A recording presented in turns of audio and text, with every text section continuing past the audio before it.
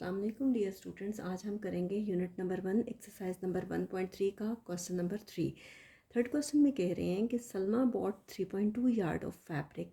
सलमा क्या करती है कि 3.2 यार्ड जो है वो कपड़ा लेती है। यार्ड जो है वो मेजर करने के लिए, जिस तरह से हम मीटर लेते हैं कि ये कपड़ा इतने मीटर दे दें, इसी तरह से यार्ड भी उसको आप कह सकते हैं कि उसको मेजर करने के लिए, उसको नापने के लिए एक पैमाना होता है। कहते हैं कितनी उसकी कीमत है 139.2। ठीक है, कहते हैं how much did the fabric cost per yard. कहते हैं कि उसने जो है ये कपड़ा कितने में ख़रीदा है। अगर 1 यार्ड अगर उसने ख़रीदा है तो वो कितने में ख़रीदा है। तो आप देखिए कि जो कीमतें ख़रीद होती है हम उसे परचेज़ प्राइस भी कहते हैं। कि परचेज़ प्राइस जो है वो कितनी है, परचेज़ प्राइस ऑफ, या बहुत से स्टूडेंट्स जो हैं वो इसको कॉस्ट प्राइस भी कहते हैं, तो वो भी गलत नहीं है। Purchase price of 3.2 yard of fabric.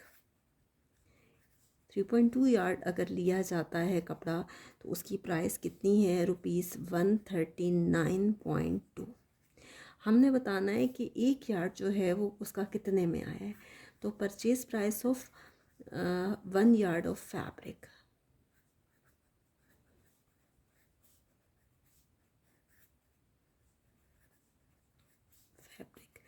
मैं आपको पहले भी सिखा चुकी हूँ। जब एक चीज़ की कीमत मालूम करनी होती है तो आप क्या करते हो, डिवाइड करते हो।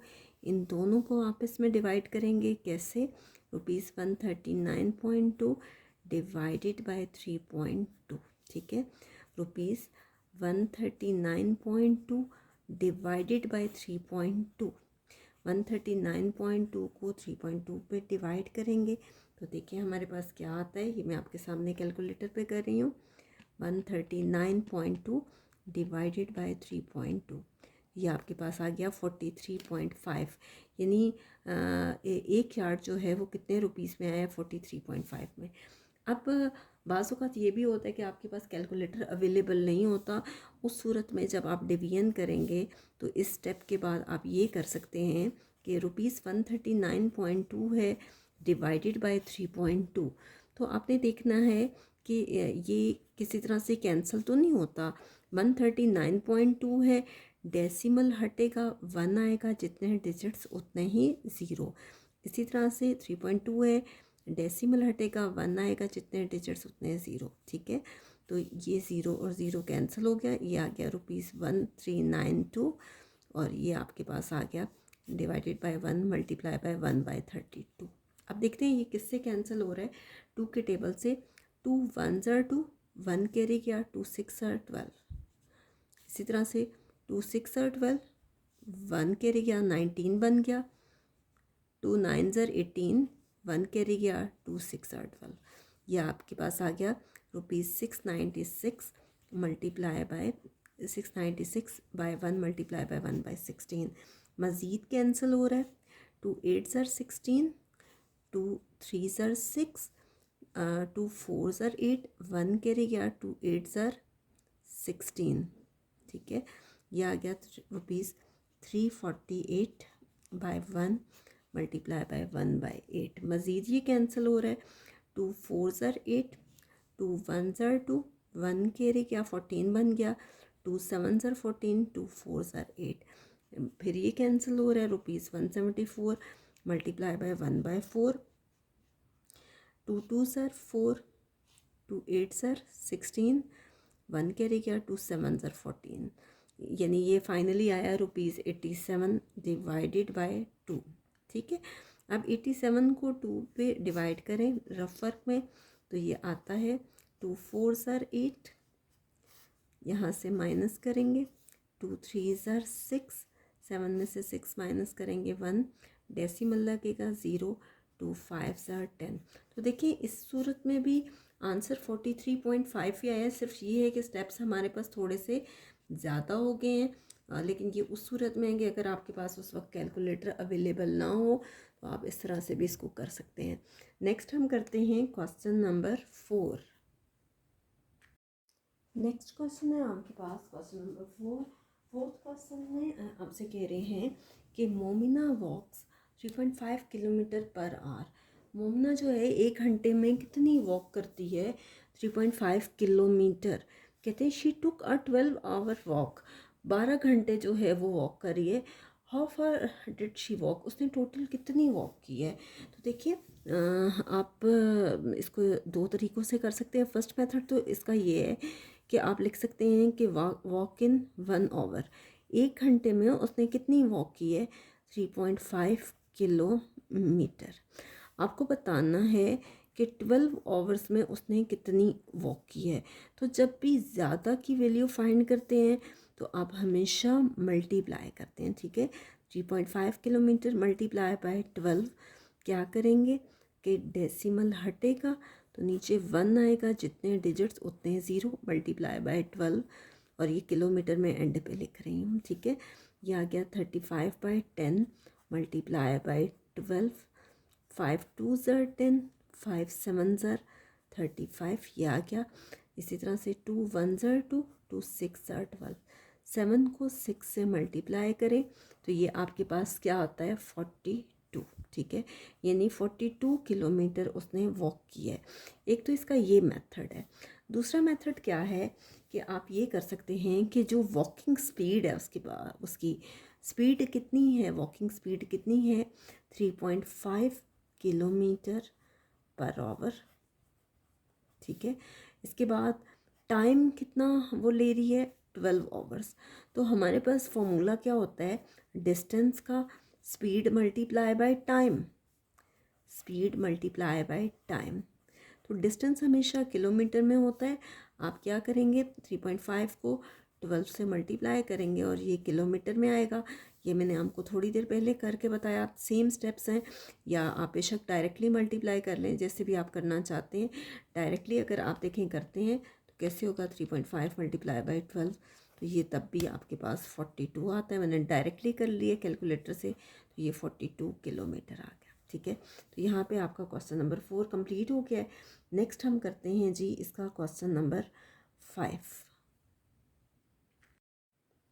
जी स्टूडेंट्स, क्वेश्चन नंबर 5 में कह रहे हैं कि the hiking club went on a 7-day trip.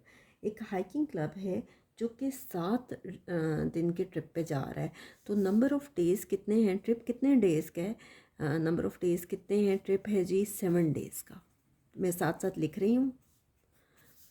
आगे कह रहे हैं कि ईच डे, हर दिन, दे हाइक बिटवीन 5.5 एंड 7.5 माइल्स। कितनी हाइकिंग करते हैं हर दूसरे दिन? वो कितनी हाइकिंग कर रहे हैं? हाइकिंग ईच डे, जो 7 दिन में जो हाइकिंग कर रहे हैं वो कम से कम कितनी कर रहे हैं? 5.5 माइल्स से लेके 7.5 माइल्स तक इतनी हाइकिंग कर रहे हैं। अब आप देखें कि नंबर ऑफ़ डेज़ 7 है और हर रोज़ वो इतनी हाइकिंग कर रहे हैं।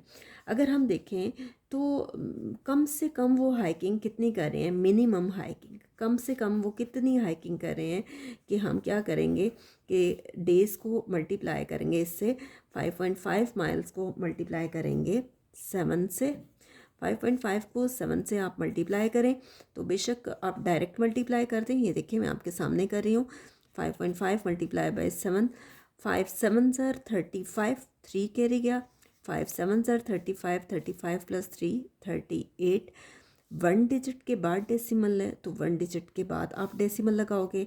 ये आ गया 38.5 माइल्स, ठीक है। कम से कम हाइकिंग इतनी की है उन्होंने। अब मैक्सिमम हाइकिंग कितनी हुई है? मिनिमम तो इतनी है, तो मैक्सिमम हाइकिंग, ज़्यादा से ज़्यादा हाइकिंग उन्होंने कितनी की है? कितनी की है जी? 5, ये कितनी है ज़्यादा? 7.5 माइल्स को मल्टीप्लाई करेंगे 7 से। 7 से जब हम मल्टीप्लाई करेंगे तो देखते हैं हमारे पास क्या आता है। 7.5 मल्टीप्लाई बाय 7, 5 7 ज़र 35, 3 कैरी गया। 7 7 ज़र 49 प्लस 3 52। तो ज़्यादा से ज़्यादा कितनी की? 52.5 माइल्स। मैंने पॉइंट इसलिए यहाँ लगाया कि फर्स्ट डिजिट के बाद पॉइंट है। अब देखिए कि मैंने आपको ये भी बता दिया कि डेज़ कितने हैं, हर रोज़ वो कितनी हाइकिंग कर रहे हैं, कम से कम हाइकिंग उन्होंने कितनी की है और ज़्यादा से ज़्यादा हाइकिंग कितनी की है। अब वो स्टेटमेंट में कह रहे हैं कि बताएं कि इनमें से कौन से आंसर रीज़नेबल हैं। क्या 35 माइल से कम किया उन्होंने, क्या 35 और 55 के दरमियान की है, क्या 55 के बराबर की है, या मोर देन यानी 55 माइल से ज़्यादा किया। आप देखें लेस देन 35, देखिए एक आंसर ये आया है, एक आंसर ये आया है। एक आंसर आपके पास आया 38.5 माइल्स और इससे लेके कहाँ तक आंसर आया 52.5 माइल्स।